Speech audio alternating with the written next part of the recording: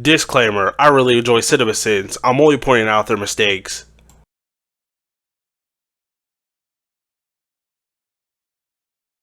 Go to school! Jeremy yells at the screen while saying something random cliche.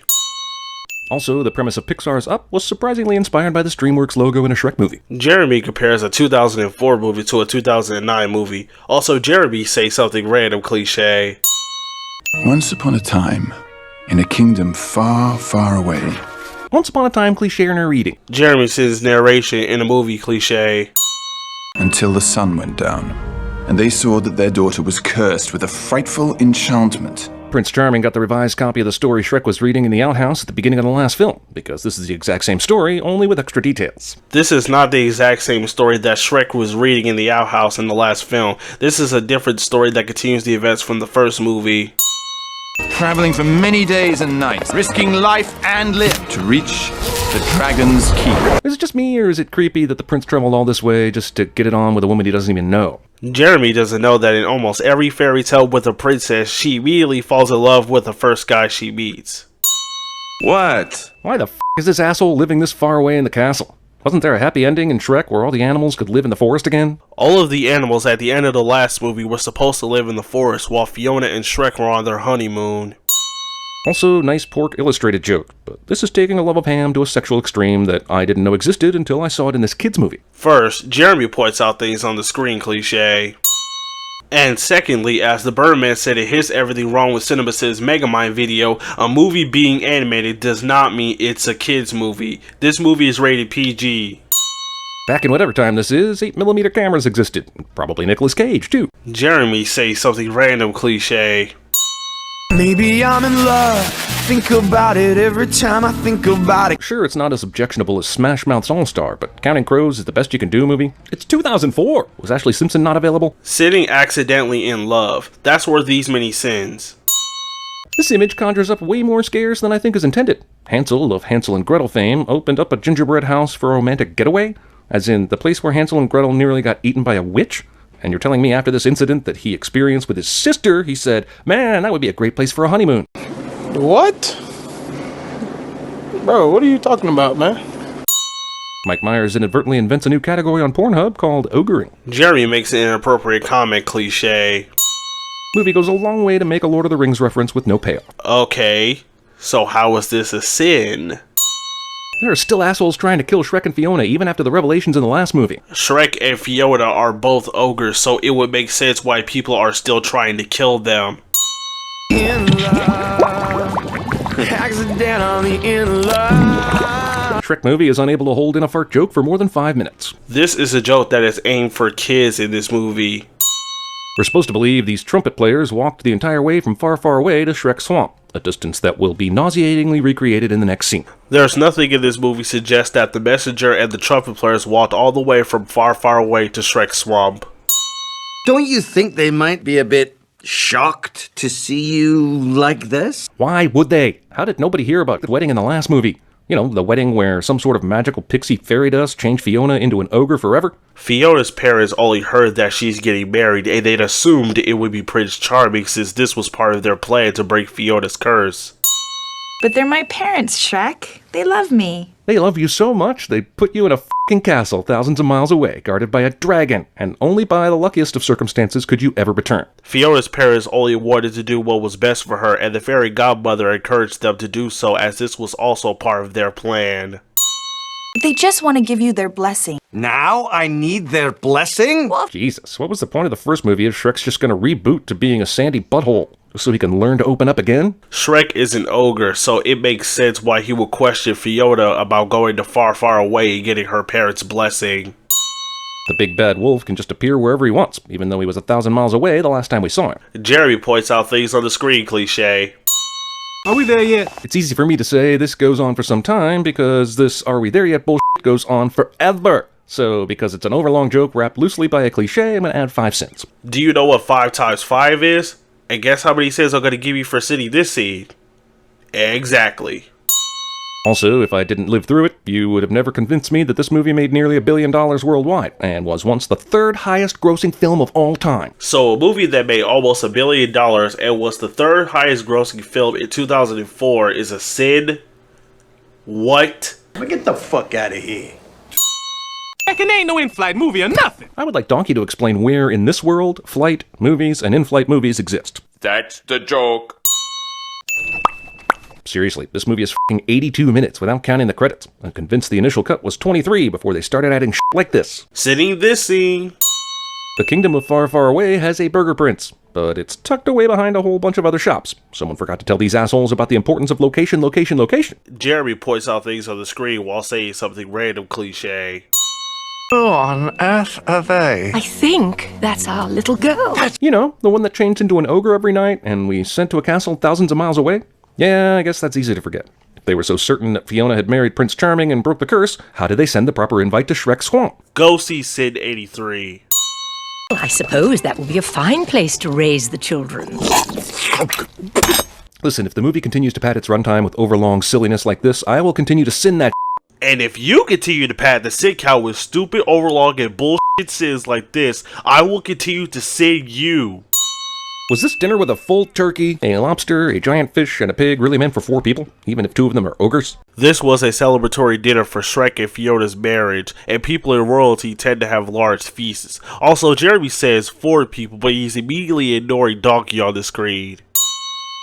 Let's go, Kyle. Why does Fairy Godmother need a flying carriage to get where she's going? Because she's a fairy godmother? Oh, what's new? You remember my son, Prince Charming? Charming! Holy Prince Charming is Fairy Godmother's son? How the did they this up? In the original fairy tale, Fairy Godmother and Charming were the good guys, so all DreamWorks did is make them the villains and make Charming her son. But you wouldn't know that because you don't read the books. Therefore, Jeremy doesn't know shit about fairy tales.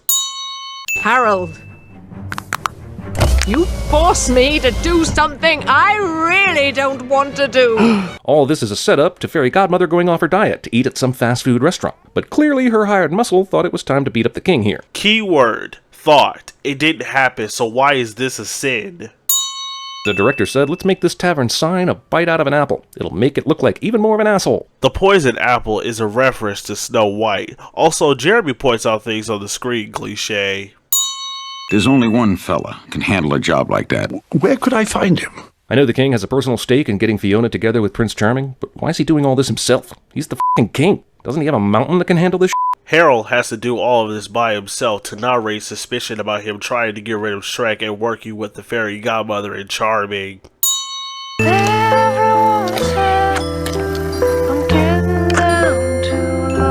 The fucking eels are on this soundtrack? The quality ratio of the music to the movie is approaching Purple Rain status. So is the eels being in the movie soundtrack a sin or not? If it is, then this is a Jeremy sin something he likes cliche. Sleeping Beauty is having a slumber party tomorrow. That's a good joke, but was she really called Sleeping Beauty when she was a kid? And do all the fairy tale princesses live in the same era? It's confirmed in Shrek the Third that all fairy tale princesses are in the Shrek franchise, including Sleeping Beauty and Rapunzel. You seen this movie in 2017, so there's no way you haven't seen Shrek the Third, which came out in 2007. I just really need to make things work with this guy. But what you really need to be doing is making that Scottish accent reappear. That's weird, considering you sinned Shrek for being Scottish when you sinned the first movie. Really starting to think that the script for this movie was like 13 original lines and the rest was just references to other better movies. Sitting this scene and saying this movie isn't better, that's worth these many sins. Puss in Boots. With the Mike Myers connection, you're just the Cat in the Hat to me. Comparing Puss in Boots to Cat in the Hat. What do you reckon we should do with him? I say we take the sword and neuter him right here. Give him the Bob Barker treatment. I truly want to know what kind of life Donkey lives where he knows about stuff like in-flight movies, Shirley Bassey, and Bob Barker. If the world these assholes live in is one by which they have to ride a horse-drawn carriage to go somewhere, then knowledge of Bob Barker proves they're traveling stupidly. First, That's the joke. and... Oh my God, who the hell cares?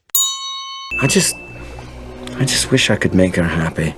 We're supposed to feel sympathy for Shrek here, but all he's done in this relationship is boss Fiona around, actively ignore what she's saying, and read her diary while she was sleeping. So I'm saying, f that sympathy until it's actually earned. Shrek didn't boss Fiona around. He was worried that her parents would be surprised to see her as an ogre still, and that her husband is an ogre too. And the point of Shrek reading her diary is to see how obsessive Fiona was about being Prince Charming's wife. Jesus Christ, the logic in this movie. This is supposed to be Fiona's fairy godmother. You're saying she appears for anyone that cries in the entire world? Yes, exactly. You see why asking a question doesn't count as a sin? I'm either away from my desk or with a client. But if you come by the office... Yeah, all we need to do is show you a picture of the office and you'll be able to find it. Yeah, and if she didn't show the picture, they would be able to find it. What the kind of complaint was that? A pinch of passion. Hard to believe that a fairy godmother with this kind of power wasn't able to just turn Fiona into an all-day human with a simple little bit of magic. Charming would have married her, none of this would have happened. And if that happened, we wouldn't have a movie. Also, it's been rumored that the fairy godmother is the cause of Fiona's curse. Puss, do you think you could get to those on top? How does Shrek know what any of these do, let alone whether the ones on the top work on his particular problem? Seriously? You're gonna ignore the fact that Puss is going to tell Shrek about the potions while he climbs up the shelves? He will rue the very day he stole my kingdom from me!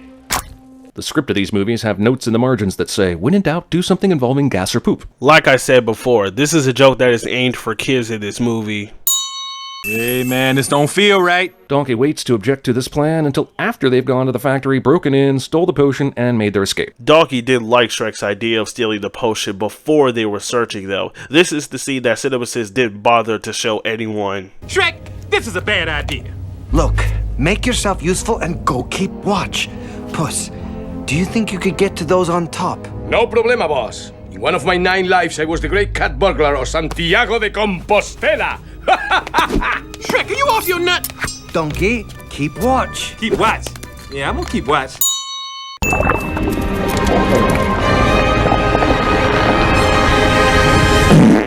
Shrek, I think you grabbed the 40th after potion. Have I mentioned this movie made nearly $1 billion? Yes, you have. And this movie being successful still doesn't count as a sin. I know it's a happily ever after potion, and Shrek and Fiona's love tie them together over space and time like Interstellar, and I'm completely fine with that. But if it requires 2 people in love to work, why would it turn a mushroom into a rose? And why wouldn't the potion have some sort of crossover effect between Shrek, Donkey, and the mushroom? And if Donkey changes into a stallion, why doesn't it turn Dragon into a filly or Catherine the Great? The potion label never mentions a crossover between different things. Taut round buttocks? I'm Gorgeous. I'll say. Damn, these milkmaids are so horned up that they'll hit on the first dude that passes out in their barn. I think the only reason you're sitting this is because you're not the one who's getting hit on by the milkmaids. To make the effect of this potion permanent, the drinker must obtain his true love's kiss by midnight. What a shitty potion if it has these kind of rules. I mean, the potion affected Fiona without her even drinking it. Shouldn't that already be proof of true love without a fucking kiss? Well, that isn't the context of it if they want to make the change permanent. Fiona! Shrek? Shrek knows exactly where Fiona's room is, and Fiona came directly from there, so why wouldn't they just run into each other? Jeremy thinks it's not difficult for 2 people in a large castle to run into each other. Also, how did Fairy Godmother know that Shrek would take the potion before getting back to the castle, setting up these shenanigans? This is the scene that Jeremy didn't bother to show anyone again and explains his question. Everything is accounted for, Fairy Godmother, except for one potion. What? Oh. I do believe we can make this work to our advantage. Shrek? Aye, Fiona. It is me. How in the ever-loving f*** does Fiona not know what Prince Charming looks like? It's not like Fairy Godmother kept him hidden all these years, hoping she'd be able to do this switcheroo, and she wrote all about him in her diary. Fiona didn't know what Charming looked like before this moment, as she only knew his name. As for the diary, she only knew his name and didn't know what he looked like, so she wrote about what he could have looked like. If you really love her, you'll let her go. Wait, she f***ing let him go? I mean, he could have said anything to get out of the room, then walked right back up to Fiona and won her back, right? Shrek was too heartbroken to win Fiona back. Can't believe you're gonna just walk away from the best thing that ever happened to you. What choice do I have? Lots! You could even tell Fiona about the mix-up and let her decide. Crazy, right? But Shrek does let Fiona decide by the end of the movie. Thank you, Mother. Mother! Right back at you for sitting this scene. Movie again abandons what could be an exciting chase scene because we don't have time for that shit, but we do have time for a fucking fart montage at the beginning of the movie and But there was a chase scene on the magic mirror back at Shrek's swamp. Also, Jeremy yells at the screen cliche. In my Christ, pass me a buffalo wing! I can believe in magic and monsters and spells and potions, but I refuse to believe that this fucking gingerbread man can fully consume a chicken wing. You're saying all that in the context of a fucking talking gingerbread man. Come on, Jeremy. Tonight on Night. Cop spoof that just happens to feature Shrek and Company getting arrested shows up conveniently so that these dicks can save Shrek. Not only is this commercial that shows every aspect of the arrest bullshit, but the ability of medieval TV producers to edit live video for broadcast that night is total nonsense too. Says all this in the context of a fucking magic mirror. Also, this is a chase scene, something you asked for not too long ago. They blew the top off the dungeon without anyone hearing, by the way, but where did they get the key to the shackles? Who gives a shit? What? Shrek gets the totally insane idea that the Muffin Man can build a giant gingerbread man that will help them storm the castle, and it turns out he's right. Yeah, he's right. So what's the sin here? For him being right? It's alive! What the movie doesn't show is the giant gingerbread man smashing up the poor Muffin Man's house after he agreed to this stupid plan. Why the hell would Mongo destroy the house of his creator? Also, calling this plan stupid. You know, I'm glad this movie didn't get made past the year 2008. Or else we would have had DreamWorks looking for a Gingerbread Man versus Pillsbury Doughboy franchise. Throw in the Jolly Green Giant and Mothra while you're at it. Jeremy says something random cliche. Wait a minute, if the spell the fairy godmother shot towards Shrek bounced off the king's armor, then how did it change him into a frog? Harold was a frog to begin with, so the fairy godmother made him human, and her death is what undid the spell. Is this what you want? To be this way forever? It's not so much what she wants, but what the studio and the people paying to see Shrek movies want. It is about what Fiona wants. Shrek literally changed his entire form for her so they will be happy together. Upside, inside out, living la vida loca. At this point, this song had been out for 5 fucking years, and as fun as it is, everyone had heard it on the radio and at a million weddings, parties, bar mitzvahs, and quinceañeras. Yet, here comes a dance montage to keep pouring salt on our wounds. Sitting living la vida loca. That's where these many sins. Let go, donkey! Stubborn jackass! Smelly ogre! Fine!